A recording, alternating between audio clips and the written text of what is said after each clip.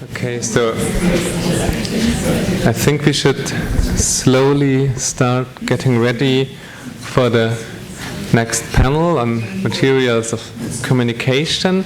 I will just very briefly introduce the chair of that panel, Mara Polgowski-Eskura, who is a lecturer in contemporary art at Birkbeck, University of London.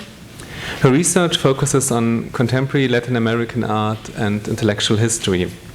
Mara's books include Touched Bodies, The Performative Turn in Latin American Art, published with Rutgers University Press in 2019. Actually, Mara had her own book launch just last week here in London, which I unfortunately missed, but I heard it was a great event with the performance and everything. There's so many book launches in your life. And even more, because there's a forthcoming essay collection, Marcus Curti's Corporeality Unbound, scheduled to come out in 2019 with Fauna Jumex, so probably Mexico City, so maybe there's another launch in Mexico City. And earlier she published an edited volume, Sabotage Art, Politics and Iconoclasm in Contemporary Latin America. And this year she also received the Art Journal's Award for last year's most distinguished contribution for an essay, I think, on Leon Ferrari. So, Mara, please introduce the speakers, and please welcome Mara. Well, it is my great pleasure to introduce you to Niko Vicario, who is Assistant Professor of Art and the History of Art at Amherst College in Massachusetts, where he teaches the history of 20th and 21st century art from a transnational perspective.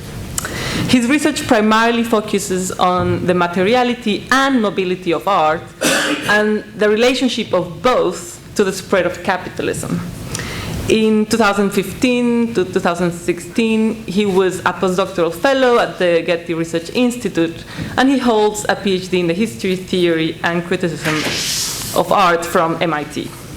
He also holds an MA in curatorial studies from Bard College and a BA in art history from Vasari College. He has a forthcoming book, which I'm very much looking forward to read, on art trade and the trade of art, that is going to come out with University of California Press. Okay. Thanks, Mara, and thanks, Christian, for the invitation, as well as for all the help from the Courtauld. I began thinking about these topics during the colloquium about conceptual art and materiality that Christian organized at the Getty in 2016. And what I presented there developed into my chapter for the edited volume, focusing on artists using teletype machines between the years 1966 and 1970, projects by Marta Minuchin and Roberto Jacobi in Buenos Aires, David Lamelas in Venice, Italy, and Hans Haacke in New York. The real-time capabilities of the teletype machine and its transmission of news facilitated a means by which different sites could be linked, and a means by which the world outside the white cube could enter the space of art. So writing about artists using teletype machines was at the same time a way to think about the relationship between materiality, immateriality, and dematerialization through the lens of that particular telecommunications technology. Simultaneously material, object-bound, dematerializing, and rematerializing machines productively blur the lines of these categories: materiality, dematerialization, immateriality.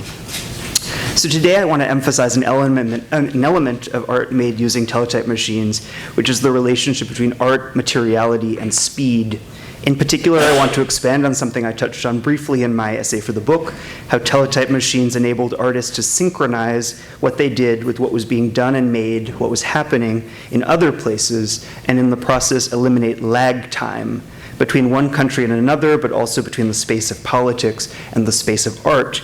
So I'm not arguing that these spaces, the space of art and the space of politics, were ever separate, but it's an important concept, that distinction, however problematic for understanding the art that I'll be talking about today.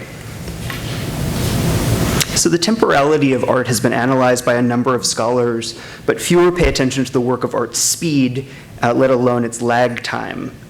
If anything, art is understood as something that slows us down. I think came up in a conversation with Kavir last night, an interval of contemplation, reflection, maybe even dilation. Art's physical arrival to us has itself been conditioned by the practical limits of materiality, namely the relative mobility or immobility or portability of the work of art. The advent of the portable painting rendered the work of art itinerant, but it was still subject to the delays of shipping. The costs of shipping also proved prohibitive, as any curator in the room would know, and certainly continues to define the contours of the uneven geography of art circulation to the present day. Exhibitions like the Sao Paulo Biennial, which began in 1951, substantially shifted the geography of the international art world and the circulation of art, making Latin America a site for this circulation. Conceptualism's frequent deprivileging of the object, often more rhetorical than real, is tied to its often rhetorically democratic character, to its ability to be experienced outside of specific spaces of presentation, though this aspect is sometimes overstated, as some of the speakers yesterday pointed out. In related ways, artists using teletype machines were interested in multiplying the signals and the locations of art. The teletype machine appeared to enable a decentering, or at least a multiplication of centers. The teletype machine had been invented in the first years of the 20th century through a hybridization of the innovations and the circuitry pioneered for the telegraph, the telephone, and the typewriter. Teletypes provided a means of conveying text-based messages from one typing machine to another in what would become known as real time. It had been in the 1920s that sales of the machine took off, and the Teletype Corporation had been purchased by Western Electric Corporation as part of the Bell system in 1930. The machines were widely used by newspapers, the military, governments, and businesses seeking to transmit the latest reports. And in the 1960s, when artists began using it, the teletype machine remained the most efficient means of transmitting information across long distances. As Marshall McLuhan argued in his influential book, Understanding Media from 1964, which was read by I think all of the artists who I talk about today, the teletype machine, alongside the electric media of press, radio, telephone, was pivotal in the historical process by which, quote, all aspects of production, consumption, and organization become incidental to communications. After more than a century of electric technology, we have extended our central nervous system itself in a global embrace, abolishing both space and time as far as our planet is concerned. So accordingly, the teletype machine represents an important precedent for the fax machine, which became widespread in the 1970s, as well as for email, which became widespread in the 1990s. As with the telecommunications technologies that came before and after it, the teletype machine facilitated a time-space compression that was key to its appeal for artists. In Argentina in the second half of the 1960s, the devices themselves, as material objects, allowed art to appear cutting edge, technological, and therefore irrefutably contemporary. But the technologies of near instantaneous transmission also helped artists to solve a related but more complex problem. Namely, artists in Argentina and in Latin America more generally, and I'm sure in other areas of the world that people in the room research, artists who were interested in participating in an international contemporary art world were often dogged by delays, whether actual or projected. Art in Argentina and throughout Latin America was frequently diagnosed as belated, derivative, and rearguard compared to what was happening in places like New York. During the Cold War, the concept of an art world, put forward by Arthur Danto in 1964, was a milieu unevenly accessed by artists living elsewhere. And before and since the 1960s, artists from outside the United States and Western Europe were and are still frequently accused of producing pale imitations of works of art produced by more famous, more commercially successful, and more legitimated artists from places like New York, Berlin, or Paris. Eduardo Costa, an artist from Argentina, wittily addressed this dynamic in a text-based work made in 1970, a piece that is essentially the same as a piece made by any of the first conceptual artists, dated 2 years earlier than the original and signed by somebody else. So there's humor here, right, or maybe critique. Belatedness was a hobgoblin. Post-colonial theorist Homi Bhabha has referred to this phenomenon as lag time. Cultural lag had first been defined by William Fielding Ogburn in 1922 in his popular and influential book, Social Change with Respect to Culture and Original Nature. The concept was premised on the idea that cultural and social change were slower than technological advancement, that culture and technology were out of sync. He saw adultery alcoholism, and homosexuality, among other phenomena that he classified as social pathologies, as symptoms of cultural lag. Culture would in turn need to be quickened so as to catch up with the pace of modernization. Ogburn's concept of cultural lag proved translatable to and congruous with a global perspective that posited which societies were considered advanced and which were considered backwards or behind, running behind. Over the course of the 1960s, modernization theory, as developed in the US by figures such as Walt Whitman Rostow at MIT in his Stages of Economic Growth, a non-communist manifesto, asserted that nations outside of the first world, right, these three worlds themselves, a Cold War formulation of the globe, that nations outside of the first world needed to catch up. Modernization theory argued that industrial development promised to equalize the economies of the world and in the process would standardize cultural, political, and psychological elements of, quote-unquote, developing societies. In other words, it promised to eliminate cultural lag. It was in the context of Argentinian developmentalism, a project that conceived this process of catching up through the lens of national growth, that artists turned to technologies such as the teletype machine.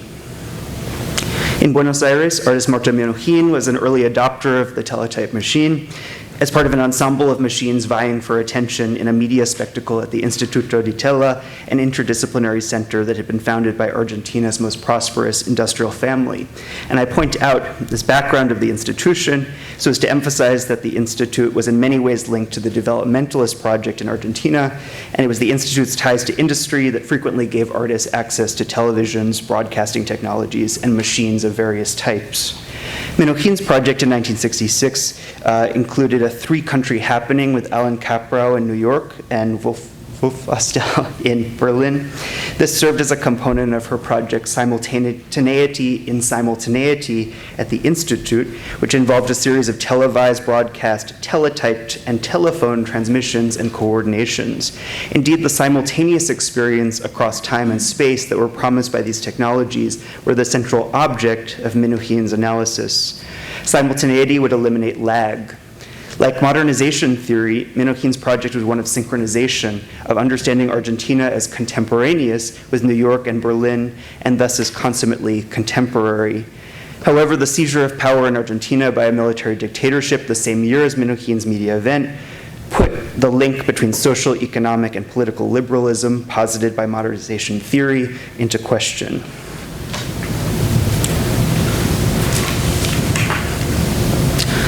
Bernard Stiegler, whose writings were mentioned in an earlier presentation already today, has noted that the simultaneous televised spectacle of the moon landing in 1969, whose 50th anniversary is this year, was a crucial event in the history of time and media, not least because it was experienced simultaneously across the planet by people who had televisions, right, or access to televisions.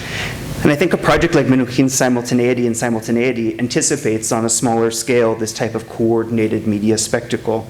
At the very least, it participated in the Cold War think tank war room ethos of linked televisions that linked television studios to the activities of statecraft. In the 1960s, to sum up, telecommunications media produced intercultural simultaneity, closing gaps of space and time so as to eliminate lag, using real-time and time-sharing machines, and the sharing of time relied upon the speed of transmission. As Paul Virilio notes in his book Speed and Politics from the 1970s, speed and political advantage have always been linked, though much of the value afforded by speed has been transferred from the speed of transportation to the speed of information. And Virilio uses the Cuban Missile Crisis of 1962 as an example, the Cuban Missile Crisis reducing the warning time for war to 15 minutes, requiring a direct line or hotline between the two heads of state, wherein time was of the essence. In Roberto Jacobi's work, Message in the Ditella from 1968, produced for and presented for the exhibition Experiencia 68 at the Institute, a live feed routed through a teletype machine reported updates on the May 1968 uprisings in Paris. As such, the teletype machine was functionalized so as to produce a conduit between Buenos Aires and Paris, or perhaps we can say it transformed the art institution into a news agency where the news was of a distinctly leftist insurrectionary orientation. Alongside the teletype machine, Haacke displayed a poster representing the US's civil rights movement, and as such, Haacke's work sought to produce a circuit of identification between struggles for racial equality in the United States, the May '68 revolt in Paris, and implicitly the political conditions in Argentina, where the military dictatorship had ruled already for 2 years. And in the process, these inputs might in turn incite Argentinians themselves to rise up against repressive conditions at home. This relied on the impression of imminence performatively embodied by the teletype machine itself. During a period living in New York the previous year, Haacke had written, quote, "I think that mass communication media possess a materiality of their own that is disposed to aesthetic exploration." And a bit later he mused that this materiality was more social than physical. In Haacke's unrealized demonstration, a mass media artwork of that year, though unrealized, he had sought to produce an event in which, quote, "mass media will be what in reality creates the demonstration," the political demonstration, rather than the demonstration being a source of information for the media. Happening for a Dead Boar, organized by Haacke and his Arte de los Medios colleagues in Buenos Aires the previous year, had paved the way, consisting of newspaper coverage of a happening that had in fact never taken place. The proposal for demonstration of mass media artwork made the political dimension of such media manipulations more explicit, suggesting that publicity could generate an event rather than merely record or report on it. And in this case, the event was not a happening, but a political demonstration. While Haacke was presenting a teletype machine in Argentina, another Argentinian artist, David Lamelas, also incorporated a teletype machine in 1968, but in his case for the installation Office of Information about the Vietnam War at 3 levels, presented at that year's Venice Biennale in Italy. Like Haacke, Lamelas had emerged from the stimulating context of the Istituto di Tela. In Venice, his office collected reports about the Vietnam War from an Italian news service that were then reported in Italian, French, and Spanish by an attendant within an office enclosed behind glass. And when the attendant was not present, one could listen to headphones to hear the latest reports. We might note that in this context, the politics of both internationalism and national representation embodied at the Venice Biennial produced an interesting dynamic within which Lamelas could present this international news coverage. While many artists protested and abstained from participation in that year's biennial due to the politicized stakes of the summer of 1968, Lamelas decided to participate and, like Haacke, made the exhibition a space into which news might enter. Finally, in 1969, the German-born, New York-residing artist Hans Haacke began integrating the teletype machine, first at Kunsthalle Düsseldorf in Germany for a work called News, which was then presented in New York at the Howard Weiss Gallery later that year, before being adapted for the exhibition Software at the Jewish Museum in 1970. So here, as we see in the image, the cascading reams of paper suggest a surplus of information, the particular materiality of the paper overwhelming the hypothetical reader or visitor. The Düsseldorf version had channeled breaking headlines from around the world via Germany's wire service. The Weiss Gallery version used the United Press International. For Software, for which numerous press agencies were incorporated, the work was made in collaboration with the United Press International, the New York Times News Service, Reuters Limited, Deutsche Presseagentur, and ANSA Italian News Agency. And the exhibition's archive reveals that news services from Japan, the Soviet Union, Sweden, Australia, and Finland were also contacted, but to no avail. In 1968, Haacke had asserted, quote, "An artist is not an isolated system. In order to survive, he has to continually interact with the world around him." And in his projects with teletype machines made during 1969 and 1970, this process of de-isolation of the artist relied on what his colleague and interlocutor Jack Burnham, using the phrasing of the day, called real-time systems. The possibility of rerouting the political functions of technology was certainly at the root of Haacke's, Lamelas's, and Haacke's uses of the teletype machines, suggesting the potential for communications technologies to be retrofitted and refunctionalized so as to produce new circuits, new constellations, new imagined communities, a politics of simultaneity and immediacy freed from lag time. Indeed, as Oscar Masota, the Argentinian theorist of dematerialization, emphasized in 1969, works of mass media are susceptible, because of their very concept and structure, to receiving political content. I mean from the left, truly convulsive, capable really of merging a revolutionary praxis with an aesthetic praxis. They will not be objects for the archives of the bourgeois, but subjects for a post-revolutionary consciousness.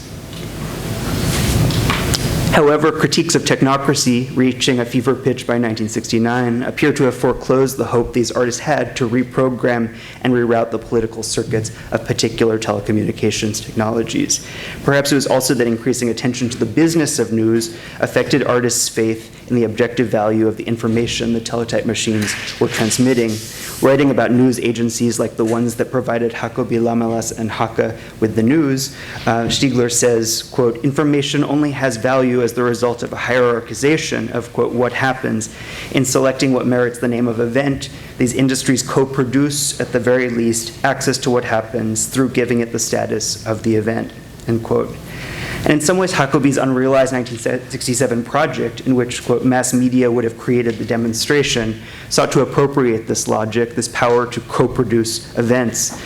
But the political and cultural value of fabricating and falsifying events, as in our current era of fake news, was arguably sapped of critical power amidst revelations of government and corporate disinformation and crystallizing critiques of neo-imperialism. Indeed, immediately after abandoning the teletype machine, Jacobi began collaborating with artists and social scientists for the exhibition Tucumán Arde, which sought to produce an information super circuit counter to the disinformation being spread by the dictatorship.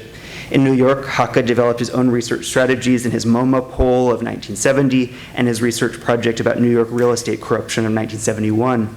The latter project he subtitled A Real-Time Social System. In Tucumán Arde and Haacke's real estate project, meticulous research and the emerging aesthetics of installation art were seen as a superior means of pursuing and presenting truth, independent of the already digested news delivered by press agencies through teletype machines. And I would argue that artists were now the moral superior of real-time, time-saving machines. Meanwhile, Lamelas' work turned away from an explicit engagement with current events, and Menuhin, whose political intentions were never as clear as those of the other artists, continued with performances while living in New York. So I want to end by noting that the early forms of the internet were developed in the same period in which these artists were using teletype machines, even though the internet, as we know it today, was not yet available for artists to use and appropriate. And at various times, the internet has promised the same utopia of synchronicity, simultaneity, the decentering of power structures, and an expanded international or even global community, not dissimilar from what the teletype machine appeared to represent for the artists I've been talking about today. And much as the concept of dematerialization has been questioned over the course of this conference, so too can we question the rhetoric of virtuality and objectlessness of dematerialization, now dominating the language surrounding the internet, perhaps most clearly in the concept of the cloud. But according to Kittler, there is no such thing as software. More recently, studies of data centers, the rare earth materials required for the functioning of our computers and phones, the raw materials needed to produce electricity, and the analysis of the material conditions of manufacturing the devices through which we experience the internet, all this demonstrates the all too persistent materiality or materialities of the internet age. So even if Jacobi argued in 1967 that the materiality of mass communication media was, quote, more social than physical, teletype machines nevertheless objectified and made concrete the information being transmitted. Speed requires vehicles, and speed requires tracks. Speed is material in this and other ways, as is politics, despite what the algorithms might have us believe. Thank you.